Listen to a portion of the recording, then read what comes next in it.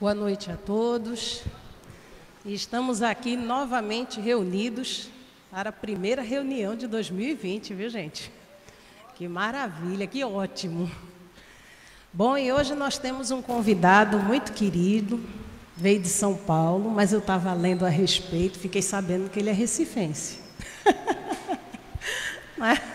É o nosso irmão Jaime Ribeiro. Ele é trabalhador do núcleo kardecista Antônio Pereira de Souza, que fica lá em São Paulo, e ele também é membro da ONG Fraternidade Sem Fronteiras. Seja muito bem-vindo, é escritor, e eu trouxe para vocês aqui os livros dele, para que vocês também tenham a oportunidade de conhecer. Empatia todo dia. Gente, empatia é um assunto que a gente vai ter que debater muito, viu? Estamos vivendo um momento de grande intolerância. Está faltando empatia, né, gente? Nas redes sociais, na vida, no trabalho, está faltando esse carinho. Temos aqui esse outro livro dele também, Empatia. Porque as pessoas empáticas serão os líderes do futuro. Olha que maravilha, gente. Né? E temos aqui um livro infantil que eu fiquei encantada pela capa. Depois que a gente tem filho pequeno, né, gente? A gente cria um radar. Para tudo que é literatura infantil, nós vamos criando um radar. O nome do livro é Dora, a Raça do Amor. E esses livros estão disponíveis, gente, aqui atrás. Quem quiser comprar, eu tenho certeza que depois da palestra muita gente vai se interessar pelo assunto da empatia. Então, quem quiser comprar, aqui atrás, a nossa irmã tem com maquininha, viu, gente? Quem quiser pagar com cartão de crédito, né? Fiquem à vontade. Às vezes não está com dinheiro vivo na hora, não veio para o centro preparado, mas aí tem a maquininha e eu tenho certeza que é uma boa leitura, vocês não vão se arrepender. Jaime, seja muito bem-vindo à nossa casa, com muita alegria que nós lhe recebemos, e agora a palavra é toda sua. Onde você achar mais conveniente, se quiser ficar em pé, sentar, quer usar esse microfone, tem outro também. Se quiser o pedestal.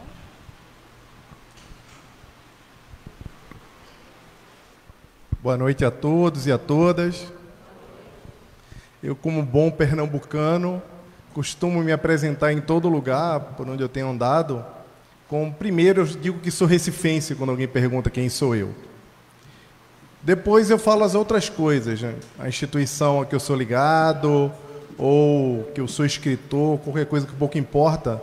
Mas isso não é nem bairrismo. As pessoas às vezes me perguntam se é por conta do nosso bairrismo, se é porque a gente tem essa mania pernambucana, a megalomania, né, pernambucana, mas eu digo que é para ajudar a inspirar as pessoas a fazerem coisas como escrever livros e ler também. Eu acho muito importante quando as pessoas que se deslocam daqui do Nordeste para o Sudeste, ou que estão andando pelo Brasil, engajadas com alguma atividade cultural, ou com alguma atividade humanitária, que elas encontrem uma forma, não só por meio de sua obra, mas também por meio da sua história, das suas raízes, para poder inspirar as pessoas que estão aqui a fazerem o mesmo. E eu tenho esse cuidado maior quando eu me dirijo aos jovens, porque é tão importante que a gente comece a trazer para os jovens algumas outras referências, porque hoje, com as mídias sociais e com essa loucura toda que está no mundo, nós precisamos enaltecer o bem. Acabamos de passar por um Réveillon agora. E aí no Réveillon é muito costumeiro, e todos nós fazemos isso também, ou a grande maioria de nós começamos a fazer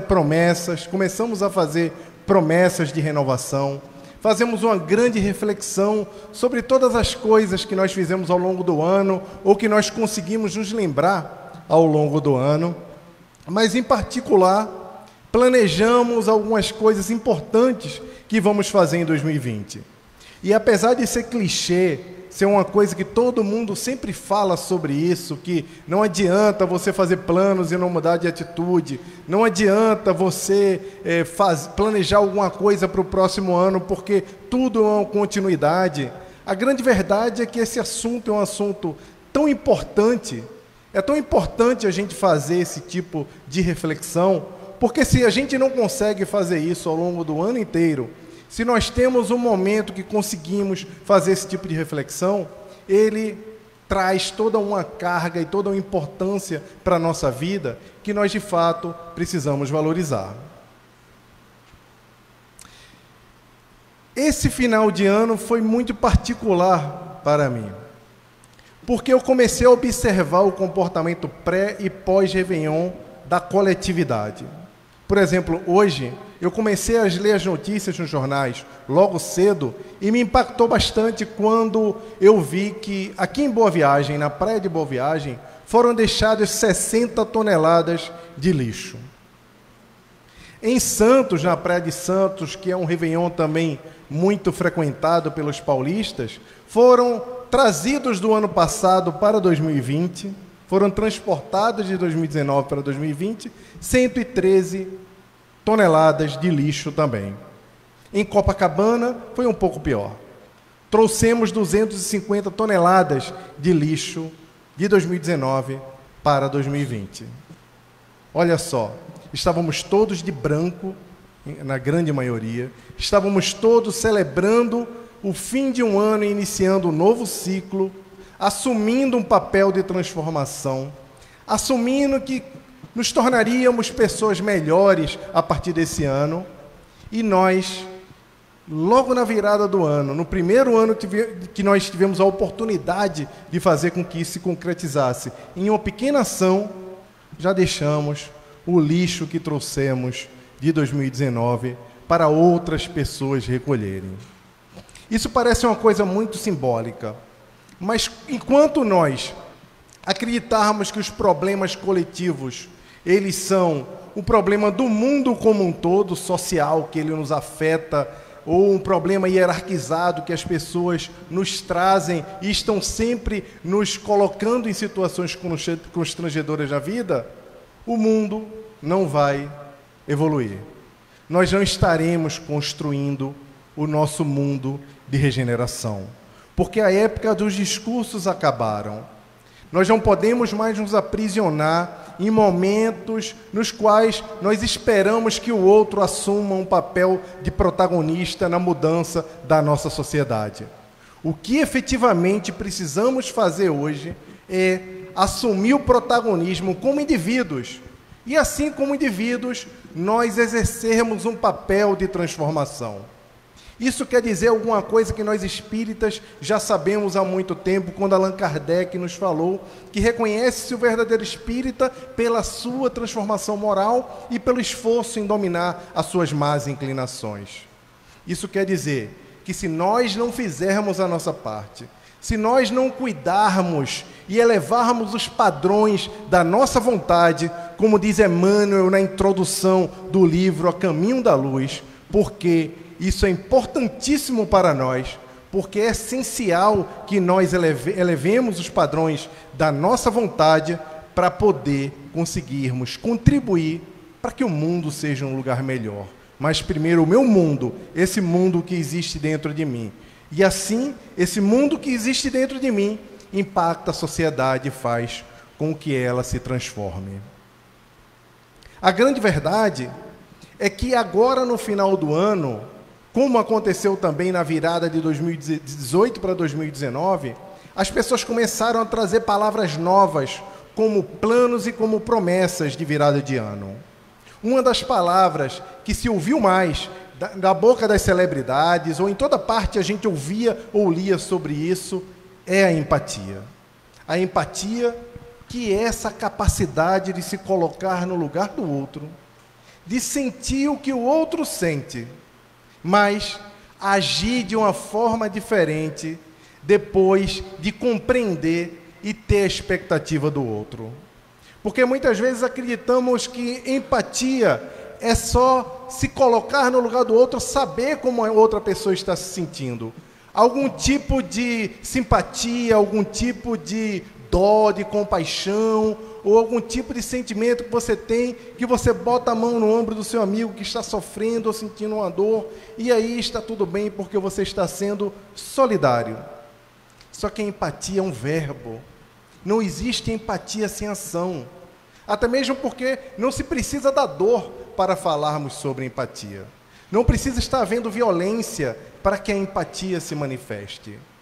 Por isso até que eu escrevi o segundo livro, que é o Empatia Todo Dia, para trazer uma perspectiva um pouco diferente de compreender essa habilidade que é classificada como uma das habilidades prioritárias para a humanidade no século XXI, que são chamados soft skills, ou as habilidades humanas, que os cientistas têm falado por toda parte no mundo. O pensamento crítico se une com a empatia, para poder fazer com que nós compreendamos o mundo de uma forma um pouco mais lúcida. Essa forma lúcida que faz a gente observar que mesmo que os outros estejam jogando lixo na praia, que você precisa pegar o seu lixo, colocar numa sacolinha, ter o incômodo de carregá-lo e fazer a sua parte para que o mundo seja diferente. Esse mesmo pensamento crítico que faz com que o seu amigo que está passando por um problema, eu não sei se vocês já conheceram, tem algum amigo que se separou recentemente. Você vai tentar falar do resultado do jogo do Santa Cruz Esporte, ou vai falar da segunda divisão, da terceira divisão, e aí quando você acaba de falar duas frases, ele fala, porque ela me deixou. Ou você vai falar de um lanche, você vai falar de almoço, você vai falar de carro, em seguida o que a pessoa fala? Eu não sei o que é que ela está fazendo, eu não sei o que é que ela está pensando. Eles não param de falar sobre aquele assunto. Automaticamente, nós temos uma reação. E a primeira reação que costumeiramente nós assumimos é de dizer, esqueça, não se preocupa com isso não. Ou melhor, para ser mais moderno, a fila anda, deixa isso para lá. Ou fala assim, ela não te merece mesmo, ele não te merece, esquece, muda, pense em outra coisa. Olha, ela nunca prestou mesmo, só você que não via. E aquela dor se agrava, aquela dor se intensifica. E, na verdade, o que esse colega, esse amigo, esse familiar queria, era só o seu ouvido. Só queria que você ouvisse, só queria que você estivesse ali. E quando não é isso, você faz muito pior. Você compete com a dor do outro. E competir com a dor do outro é horrível, porque você fala que o seu trabalho está muito difícil, que você está saindo de Pau Amarelo até o centro do Recife, está levando 2 horas, e fica o tempo todo esperando que alguém levante para sentar, porque fica com medo de assédio dentro do ônibus, não consegue ler, não consegue fazer nada, e aquilo é terrível. E aí, quando você conta aquilo para sua amiga, ela olha assim para você e fala assim, se muda para Maria Farinha para tu ver o que é bom. Vai morar lá em Maranguape para pegar 3 conduções. Ou seja, ao invés de assumir a comunicação não violenta, ao invés de assumir uma forma no qual nós consigamos efetivamente agir diante da dor do outro, o que a gente faz? A gente entra numa competição de miséria. E aí, se tiver 5 pessoas, acabou. Porque alguém já vai dizer, eu fui morar em Igaraçu, muda para lá. E aí a coisa piora. E entra nesse processo de competição, as pessoas não se entendem. E o que ela queria era só que você ouvisse. Nossa, deve estar sendo muito difícil para você. E você ouve. E aí, se ela pedir a sua opinião, você fala, tá bom, por que você não procura alguma coisa em Olinda, por exemplo? Ou será que é possível você se mudar? E traz outras situações. Porque, às vezes, o que você tem que fazer é nada. É ouvir, é estar ali. É se ligar à pessoa com a dor dela e não tentar resolver as coisas da sua própria forma. Então a empatia, ela demanda essa ação. Ela não demanda só uma observação ou um estado de espírito. Mas por que as pessoas estão tão interessadas na empatia? Por que as celebridades, quando viraram o ano, elas começaram a falar que o mundo precisava mais de empatia? Obviamente vocês estão pensando aí, lembrando do grupo de WhatsApp familiar, estão lembrando das tretas lá do Facebook o tempo todo que tem, estão lembrando de todas as discussões e violência que foram ocasionadas por conta das polarizações que acontecem no mundo, mas nem sempre é por isso. A empatia é um tema urgente porque a ciência tem trazido uma nova perspectiva para a evolução humana, para a forma como nós entendemos o mundo e a sociedade. E isso é um momento muito importante para nós espíritas. Nós deveríamos estar em festa, porque há muito tempo nós sabíamos, desde a publicação do Evangelho segundo o Espiritismo, quando Kardec falou logo no início, quando ele fala na aliança da ciência e da religião, ele fala que chegaria o momento em que a ciência deixaria de ser materialista e que a religião entraria no rumo da razão. E que essa aliança da ciência e da religião estava muito próxima e que o Espiritismo era um precursor de tudo isso, com um spoiler do que isso ia acontecer, do que ia acontecer. Só que nós, espíritas há tanto tempo, desde os anos 80, 90, não precisa ninguém dizer há quanto tempo é espírita aqui, levantar a mão, para não entregar a idade e não dizer há quanto tempo é espírita. Agora não, você pode depois, quando a gente trocar uma ideia ali, vocês falam, Jaime, eu sou espírita desde os anos 80. Eu sou espírita desde os anos 80, por exemplo. Então, acompanhei muito dessa jornada. E eu esperava, Mário, que ia tocar aquela sirene lá do Jornal Nacional, eu ia estar fazendo qualquer coisa, e o Jornal Nacional ia tocar aquela tan, plantão do Jornal Nacional, e ia entrar aquela voz lá do Cid Moreira naquela época, ou depois de qualquer um outro, dizendo, o espírito acaba de ser descoberto no laboratório. E todo mundo ia ficar surpreso, como se nós estivéssemos esperando o OVNI chegar, e descobríssemos que, por fim, a gente poderia agora olhar para aquele nosso vizinho que é de outra religião, ou que não tem nenhum crédulo, olhar para ele assim e dizer, eu falei para você que existe espírito, eu já sei há muito tempo, você está perdendo tempo, é melhor correr lá no centro. A gente queria dar aquela lacrada lá com o nosso vizinho, queria lá fazer dizer que já sabia sobre isso, porque tivemos acesso à doutrina espírita, mas nada disso aconteceu. No laboratório ninguém experimentou nem mostrou, por meio do tubo de ensaio, que os espíritos existiam. Mas olha o que está acontecendo agora.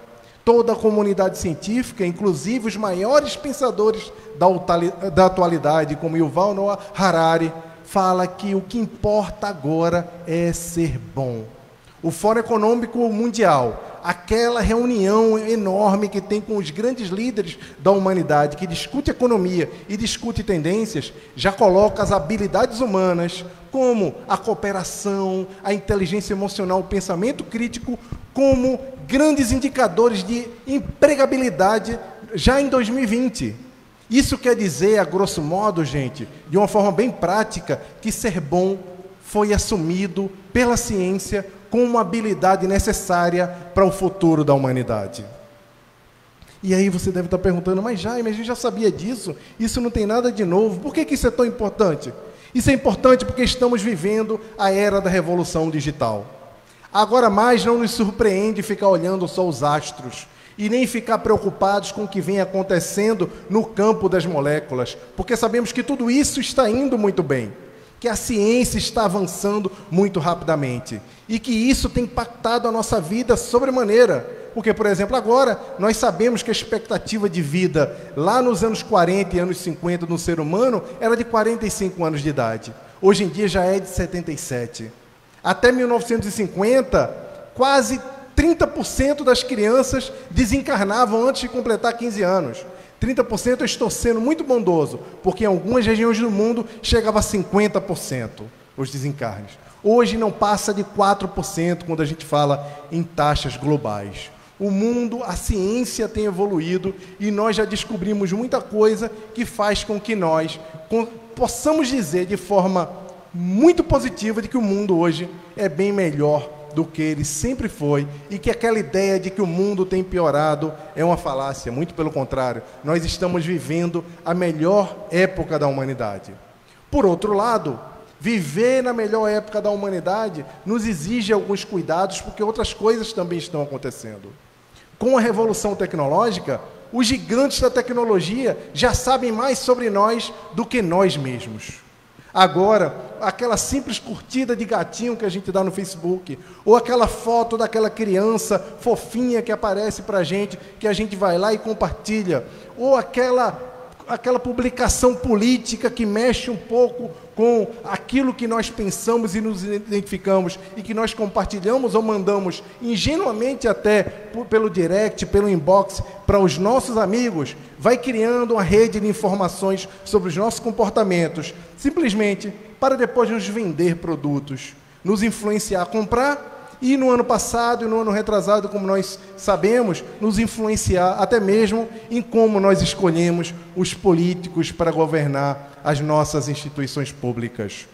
Esse momento é um momento muito delicado, mas é tão delicado, mas não tem nada de novo que nós precisamos fazer em especial para nós espíritas, porque sabemos, desde a época de Sócrates, que a grande máxima era conhece-te a ti mesmo.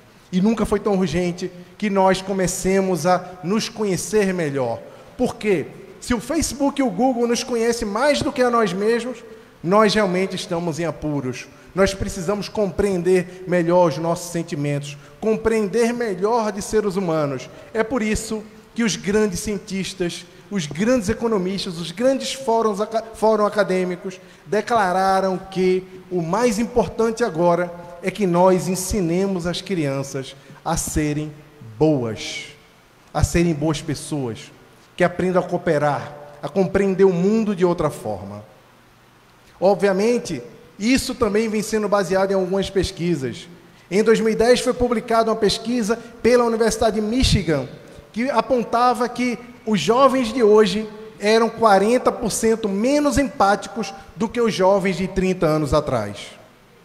Essa mesma pesquisa, ela trouxe uma outra informação, que era uma informação um tanto mais bombástica em sua combinação com a perda da empatia pelos jovens, que é, os jovens de hoje são 58% mais narcisistas do que os jovens de 30 anos atrás. Ora, parece uma coisa muito óbvia, eu não estou vendo ninguém aqui com cara de surpresa. A gente precisava da Universidade de Michigan para dizer que os jovens de hoje são mais narcisistas? Obviamente que não. Basta abrir o Instagram, porque a nossa sociedade atual elegeu a visão como o sentido mais importante da atualidade. E hoje, o parecer é mais importante do que ser. De forma que se você sair com alguém ou for em algum ponto turístico, é quase impossível observar obras de arte, por exemplo, em museu, porque as pessoas estão mais preocupadas em fazer a selfie do que efetivamente em compreender a obra do autor. E isso parece muito simples, mas é desastroso.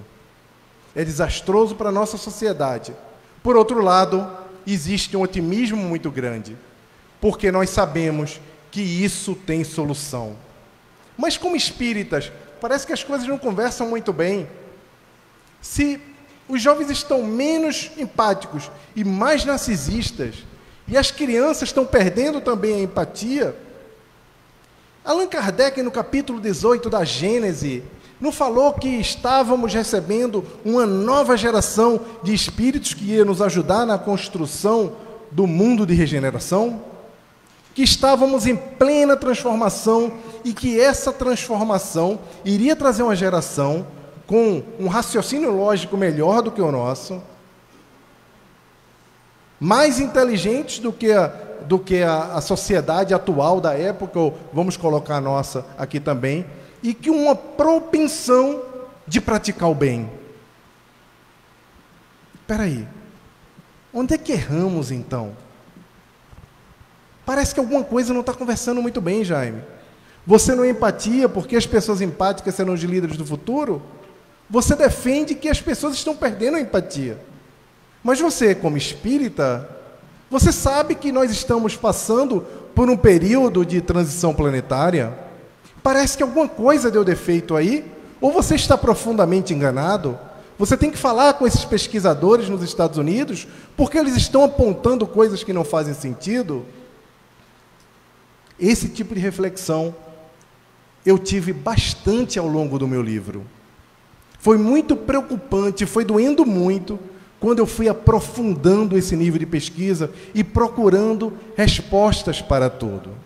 E como pesquisador das habilidades humanas, obviamente que eu não sosseguei. E fui buscar números mais precisos sobre o que estava acontecendo com a sociedade.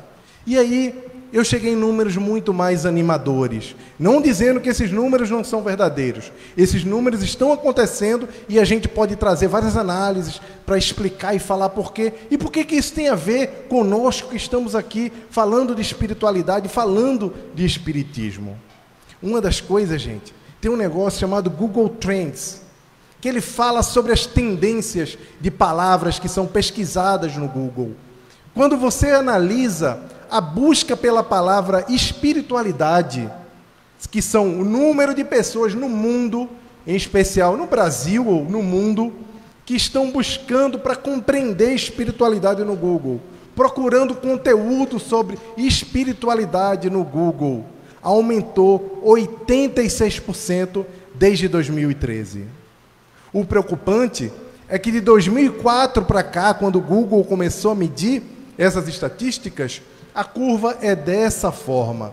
Isso quer dizer que nós tínhamos algum interesse lá em 2004, ele caiu para o seu pior número em 2013, há 7 anos atrás, e que agora, em 2019, ele alcançou o seu máximo de interesse.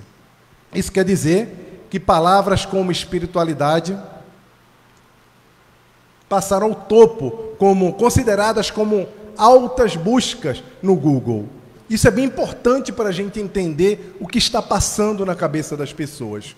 Como estamos na casa espírita, eu não posso dizer todas as palavras que são buscadas lá, que estão em alta, mas a gente falar que a espiritualidade é uma delas, nos enche também de muita alegria e de muita esperança. Curiosamente, tem 2 dados para passar para vocês. Um deles é bom e o outro é ruim. Eu vou começar pelo ruim, porque se eu pedir para vocês escolherem, a gente vai ter meio a meio aqui, vai ter uma polarização também.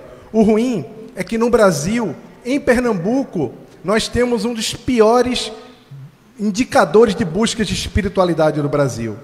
É um dos estados que menos se interessa pelo tema.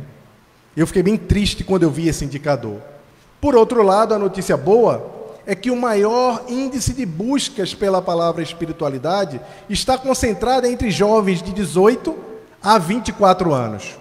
Quase 40% dos jovens, quase 40% das pessoas que buscam sobre espiritualidade são jovens. Esse número diminui um pouco de 24, de 25 a 34 anos e depois vai diminuindo. Ora, não precisa ser cientista para falar aqui para mim, Jaime, isso que você está me falando aí não faz o mínimo sentido. Porque, obviamente, que os jovens usam mais internet e por eles usarem mais internet, eles estão buscando mais por espiritualidade. Ou alguém um pouco mais detalhista pode dizer, não, óbvio que as pessoas mais velhas não estão procurando por espiritualidade, porque elas já entendem de espiritualidade. Mas, números à parte, tem um indicador muito importante que ele não pode escapar. É que as pessoas de 18 a 24 anos estão muito interessadas nesse assunto. E tanto as pessoas de 18 como as pessoas de 30 são millennials e eles têm acesso da mesma forma aos mecanismos digitais e poderiam pesquisar da mesma maneira. Isso também nos enche de esperança. E isso conversa quando Kardec fala na Gênese que essas gerações serão gerações que se interessarão mais por propósito, por espiritualidade, por esse tipo de coisa. Um outro indicador importante é que a palavra empatia, ou interesse por empatia no Google, nas pessoas em geral, aumentou 700% de 2004 para cá. É quase uma reta para o infinito. Isso quer dizer que a coletividade, que a humanidade está muito interessada em compreender que sentimento é esse que faz com que nós nos conectemos um com o outro, que faz com que nós consigamos entender o ser humano. Porque nessa era digital, nesse momento em que os robôs preparam para tomar 50% das nossas atividades, porque os cientistas dizem que daqui a 5, 10 anos, 50% de tudo que a gente faz de atividades corriqueiras serão feitas por robôs. Os cientistas dizem que na era dos robôs, na era dos dados, na era da inteligência artificial, o que vai importar é que as pessoas entendam das pessoas. Porque quem vai programar Quem vai preparar e liderar esses robôs são humanos.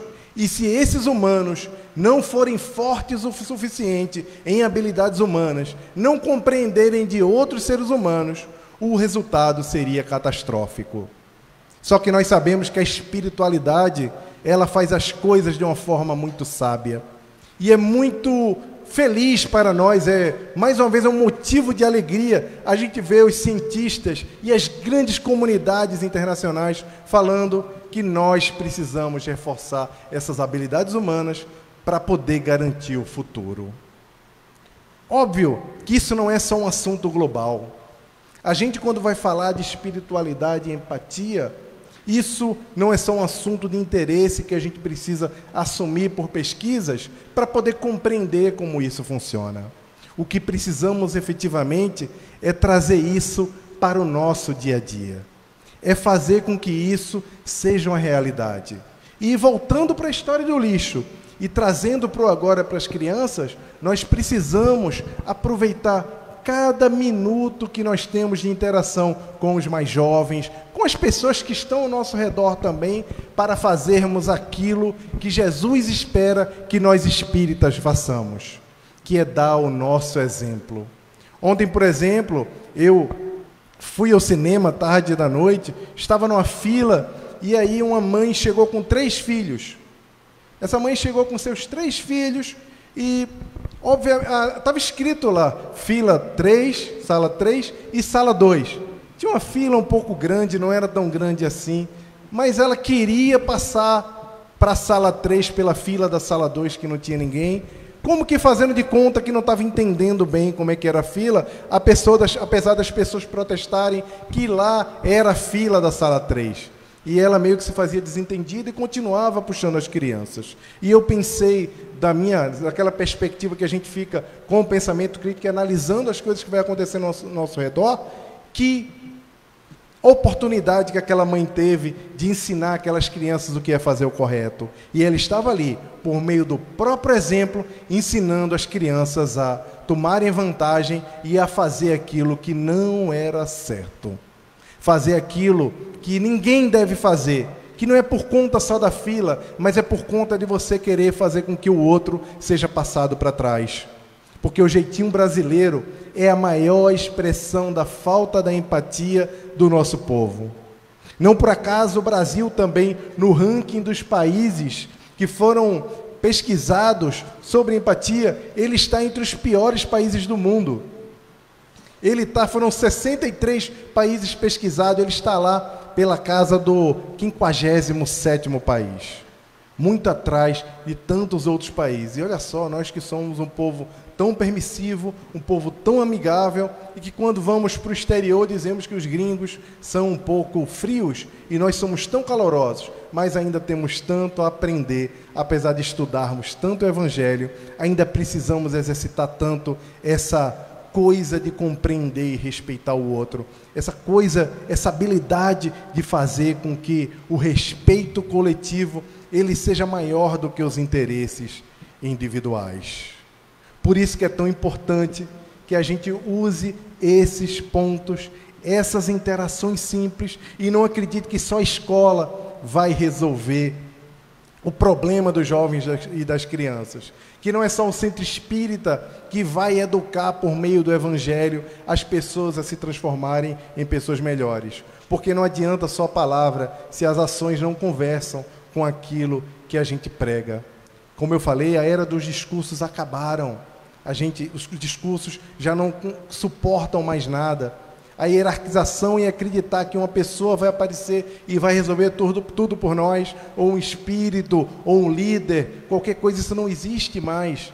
Essa lição foi dada para a gente no Evangelho segundo o Espiritismo, logo no seu início, quando Kardec estava colocando lá a sua pedra fundamental no tríplice aspecto da doutrina, apresentando o aspecto religioso da doutrina espírita, quando ele já trouxe o caractere da revelação espírita, falando que aquela revelação era a revelação dos espíritos que estavam em toda parte, e que traziam as suas verdades que eram confrontadas, e que só daquela forma era que aquilo era caracterizado como uma verdade.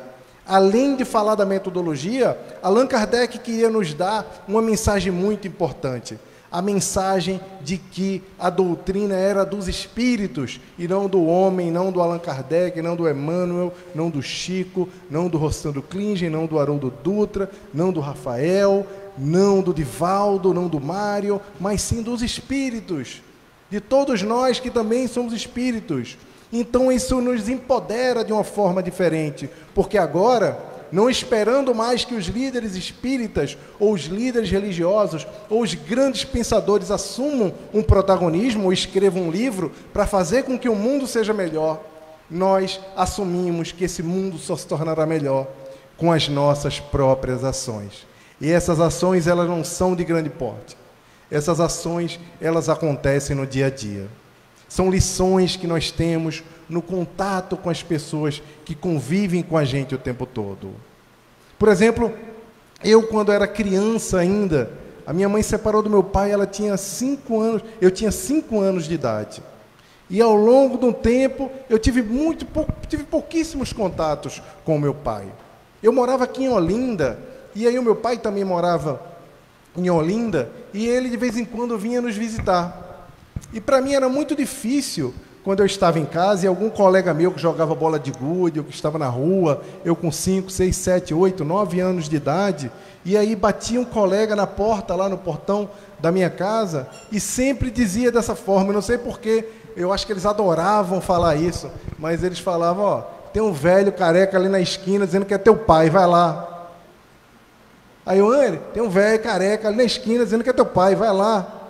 E aí eu morria de vergonha, principalmente quando era alguém que era conhecido que brincava comigo. Quando era desconhecido, tá tudo bem, eu vou lá e ficava um pouquinho lá no carro do meu pai e depois voltava. O tempo foi passando, as coisas foram ficando um pouco mais complicadas. Porque, além de dizer isso, meu pai ia com a camisa do Santa Cruz visitar a gente. E aí chegava lá na esquina, é sério, o amiguinho dizia assim, ó, tem um velho careca lá na esquina com a camisa do Santa Cruz dizendo que é teu pai. E era terrível como criança explicar aquilo. Como é que eu ia explicar para os meus colegas que eu tinha um pai que não morava em casa, que não estava ali, que eu tinha um padrasto, que era difícil? Como é que eu ia explicar? Era muito difícil. Não demorou muito para começar a falar, tem 2 pais. Eu passava na rua, galera, 2 pais. E para a criança é complicado, por mais que a minha mãe explicasse tudo aquilo para a gente. E lá para os 11, 12 anos de idade, chegou uma época que eu já estava no colégio, né, há muito tempo, mas eu já ia para o colégio sozinho com 12 anos. Era diferente agora da criançada que vai. Não, peraí, não vai de Uber não, que tem medo. Peraí, não, vou com você, vou pegar, anda aqui no meio fio, um medo danado. Eu já ia de ônibus. Saía de Olinda até o Nóbrega, lá no Recife, de ônibus, eu e meu irmão. Eu com 11, ele com 13 pegando na minha mão. E aí, acabou meu passe estudantil. Passe estudantil, todo mundo entende aqui, ou a maioria, né? O que é passe, né? Não precisa balançar muito a cabeça, balança discreto, para poder não entregar também que não sabe o que é, que tem gente que só tem cartão agora. Não precisa balançar. Aí, acabou meu passe, eu falei para minha mãe, mãe, acabou meu passe.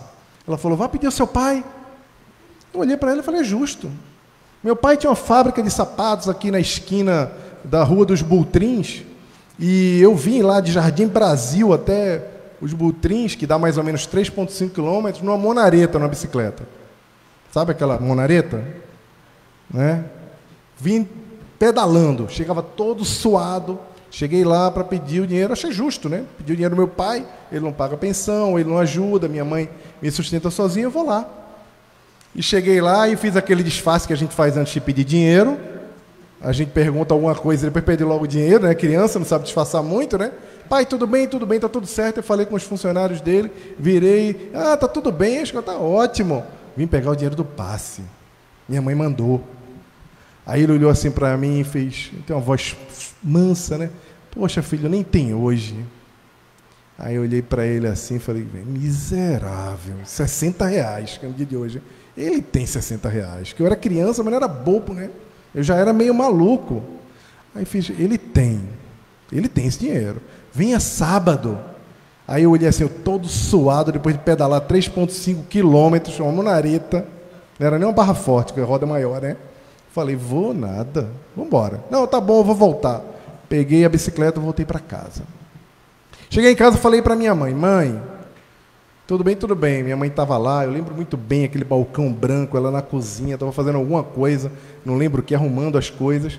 E ela fez, e aí, trouxe o dinheiro do passe? Eu olhei para ela assim e falei, está de brincadeira, né, mãe? Nunca mais peça para eu pedir dinheiro a esse homem. Nunca mais eu vou lá. E tem outra coisa, eu vou me formar. E quando eu me formar, eu vou lá. Só vou lá quando eu me formar agora.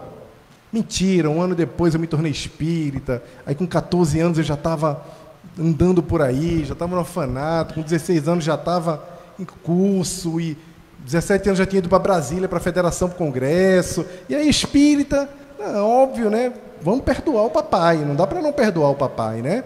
E aí eu tinha entendido que aquilo tudo já tinha sido trabalhado. E de fato eu continuei visitando muito meu pai. Visitava, ia com meus irmãos lá, via de regra no sábado, conversávamos com ele. Aí um dia eu me formei.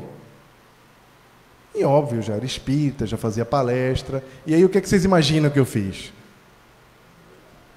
Fui lá, né, gente? Fui lá. Perdoei, mas fui lá, né? Olhei e falei, eu vou lá. Aí cheguei lá de carro, de monareta.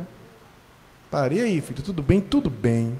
E aí, como é que está a faculdade? Eu olhei para ele assim, filho, me formei. Ah, parabéns. Você agora é engenheiro químico. Que orgulho, meu filho. Olha, mas eu não fiz nada. Quem fez tudo foi a sua mãe. Ela é uma guerreira. Seja muito grato a ela. Aí eu olhei assim para ele. Rapaz, eu sou espírita. Esse cara que me abandonou minha mãe, deixou meus irmãos, nunca pagou pensão, não me deu o dinheiro do passe, está me dando lição aqui. Não é verdade. Fui embora, engoli, né? E passou, continuamos tendo uma relação boa. Fui visitá-lo várias vezes, beijinho na careca, conversava, adorava conversar com os funcionários dele, porque os funcionários dele todos eram idosos e trabalhavam com ele há quase 50 anos, gente. Era muito tempo, então eles sabiam de tudo do meu pai. Então tudo que eu não sabia do meu pai, eu pude conversar com eles, e eles iam me contando devagar, para não me chocar muito. Aí iam bem devagar me contando as histórias do meu pai. E era muito prazeroso ir lá para conversar com o Serafim, com o Carlinhos. Era maravilhoso escutar as coisas que eles tinham para falar do meu pai. Então passou-se muito tempo, eu fui morar em São Paulo, e aí já depois de tantos e tantos anos, o meu pai adoeceu. Ele contraiu uma doença rara chamada síndrome de Gay-Lussac. E ele morava aqui em Olinda ainda. Então, eu vim visitá-lo. A gente vim 2 vezes visitá-lo, na segunda vez era Dia das Mães. Então, eu passei o Dia das Mães inteiro com a minha mãe, com a esposa atual dele e com o meu irmão mais novo no hospital.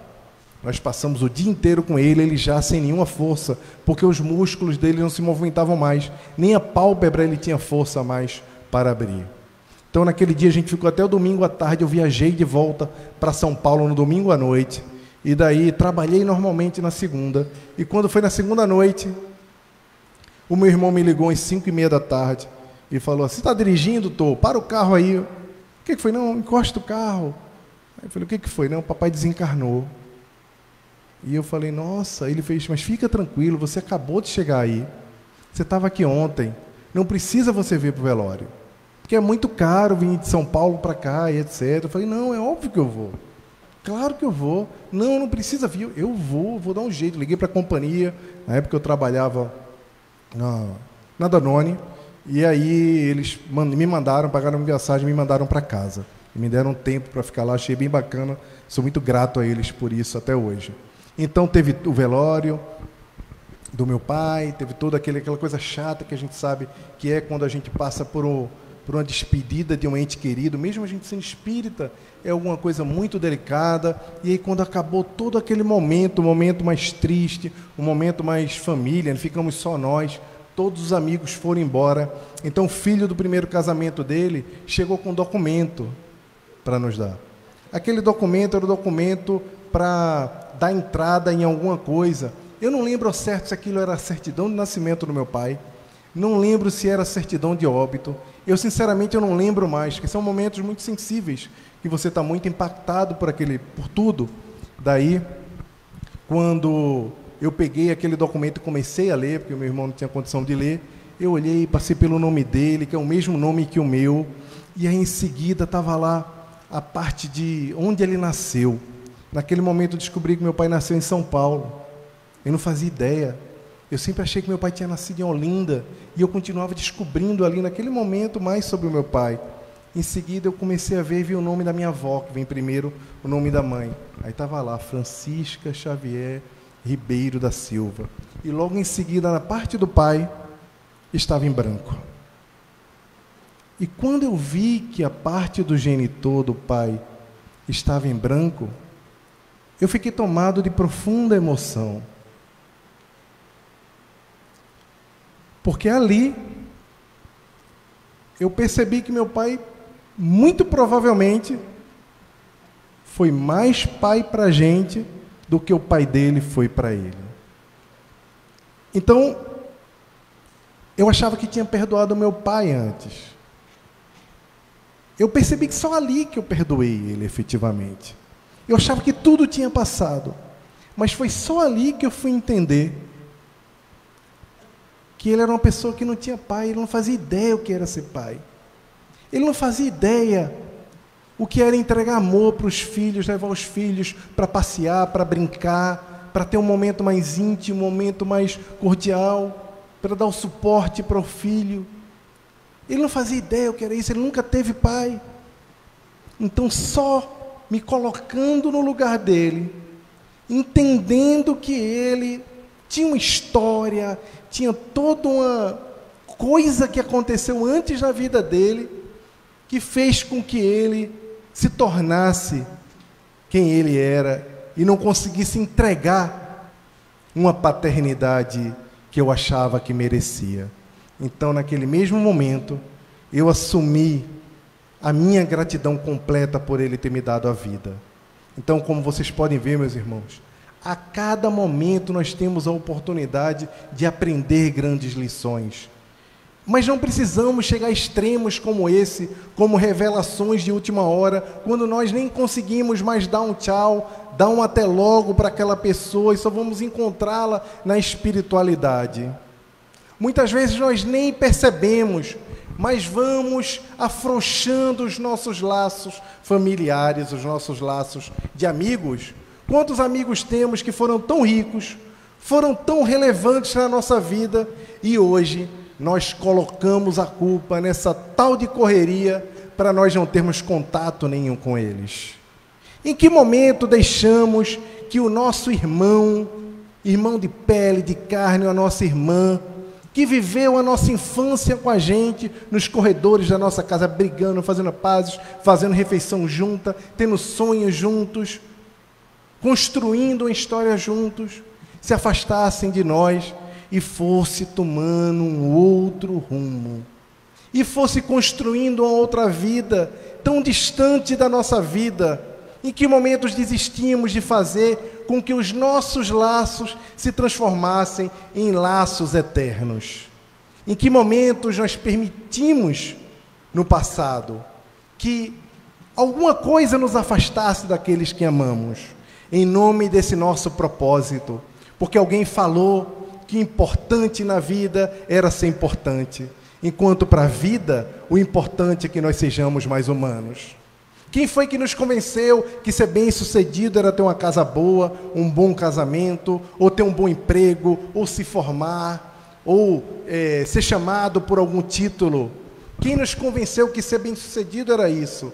Quando, na verdade, nós sabemos que ninguém é bem-sucedido sozinho. Ninguém chega a qualquer lugar sozinho. No mundo de hoje não existe bem-aventurança de uma pessoa só. Somos todos bem-aventurados e todos nós fazemos parte de uma só jornada. E não há um propósito só individual. O propósito individual existe e nós temos que carregá-lo e fazer com que ele seja uma realidade para a nossa vida. Mas existe um propósito coletivo, existe um papel para cada um de nós. Como nós vamos encontrar esse papel? Por toda parte as pessoas já procuram pela espiritualidade, pela empatia, por coisas que estão relacionadas ao ser humano. Por toda parte, isso tem despertado o interesse das pessoas. Vimos agora, como todos os anos, nós vemos ao longo do Natal, no mês de dezembro. No mês de dezembro, nós encontramos uma sociedade mais amena. Nós encontramos, por meio do clima de Natal, um mundo muito mais leve. As pessoas estão mais sensíveis. Elas querem doar mais, querem doar cestas básicas.